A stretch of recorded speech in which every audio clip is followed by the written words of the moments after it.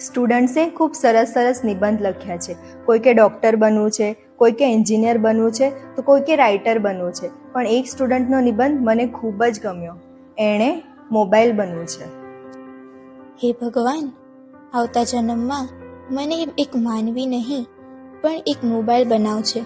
મારા મમ્મી અને પપ્પા રોજ સૂતી વખતે મોબાઈલને પોતાની પાસે જ રાખે છે. સવારે ઉઠીને મને વહાલ કરવાની જગ્યાએ મોબાઈલને વહાલ કરે છે. સવારે નાસ્તો કરતા સમયે પણ મોબાઈલ જ જુએ છે.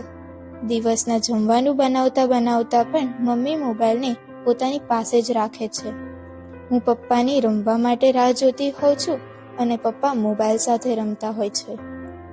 જમતા પણ મમ્મી અને પપ્પા મોબાઈલ જ જુએ છે. હે ભગવાન, મારી એક રિક્વેસ્ટ છે કે મને આવતા જન્મમાં મોબાઈલ જ બનાવજો, તેથી હું હંમેશા મારા મમ્મી પપ્પા સાથે રહી શકું.